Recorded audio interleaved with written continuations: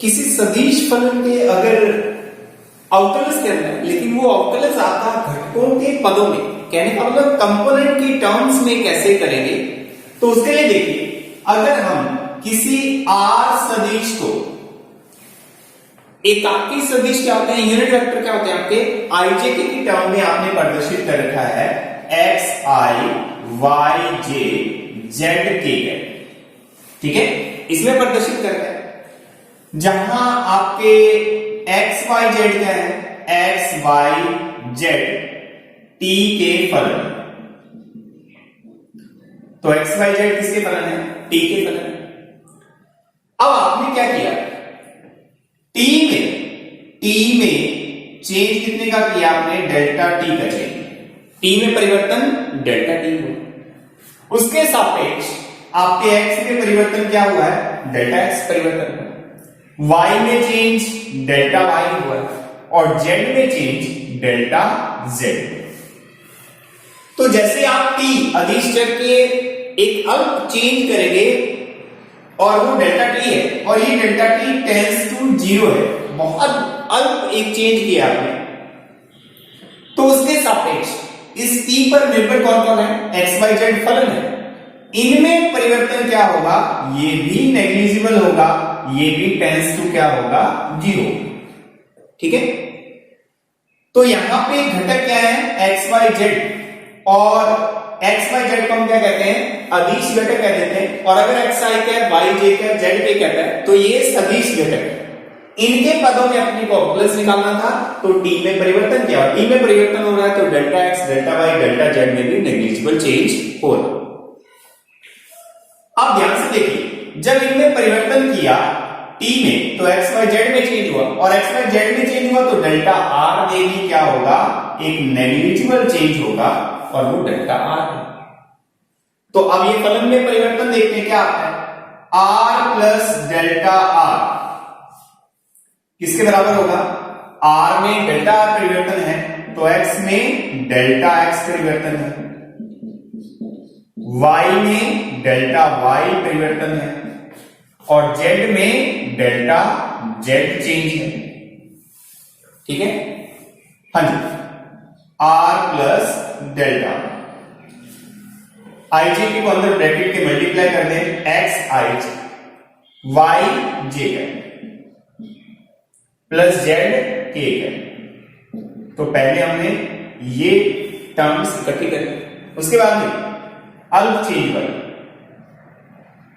Delta x आई delta Y जे delta Z के, और आपका आर वेक्टर क्या था, आर वेक्टर था एक्स आई के वाई जे के जेड के, तो ये दोनों तरफ कैंसिल हो गए, तो यहां से आपके पास डेल्टा आर ये भी। अगर अपने को अवकलज निकालना था तो आपके पास क्या था, dr बाय dt किसके इक्वल था, limit delta t tends to 0 del r by del t था। इसका मतलब इसको किससे डिवाइड करना पड़ेगा, डेल्टा t से, so del r by delta. हाँ जी, अलग अलग पदों में विभाजित कर देते हैं, डेल्टा t से अपॉन डेल्टा t जे के डेल्टा टी के, limit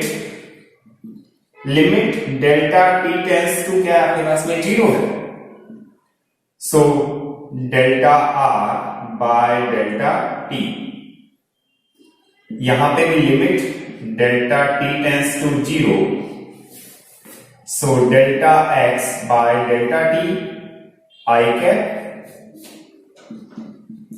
delta Y by delta T J cap और delta Z by delta T K cap. अब ये जो चेंज आ रहा है ये किसके इक्वल होता है, dr बार dt के इक्वल होता है। तो यहां पे भी जो अल्प परिवर्तन हुए उससे क्या बन गया, dx बार dt आई कैप dy बाय dt जे कैप dz बाय dt के cap.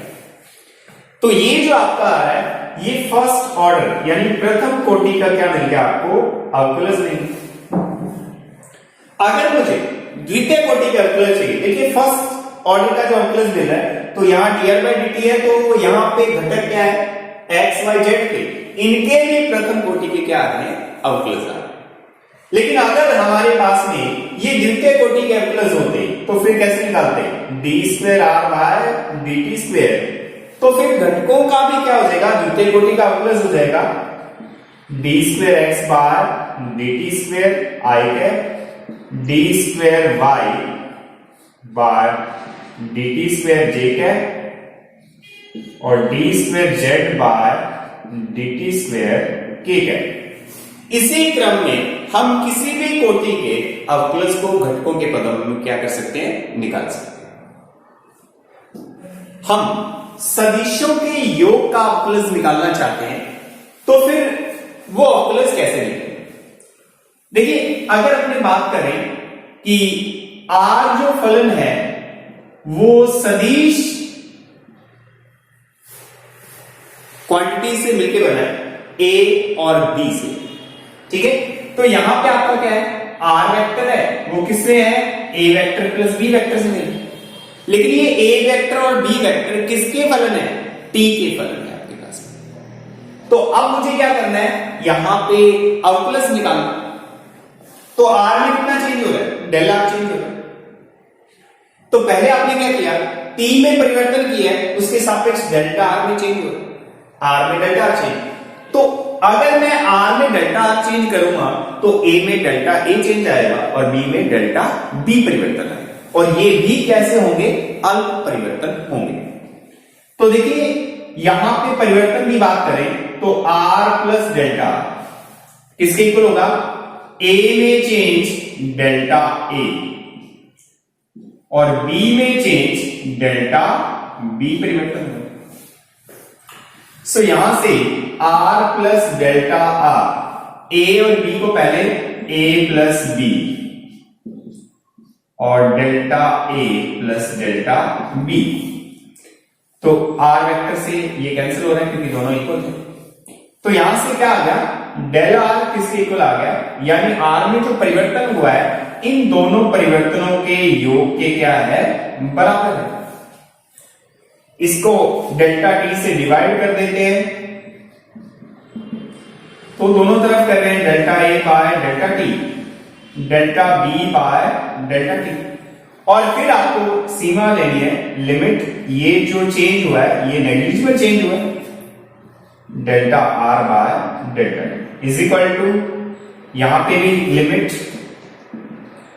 Delta t tends to 0 और delta a by delta t plus delta b by delta t। तो ये जो अवकलज मिला आपको dr बाय dt,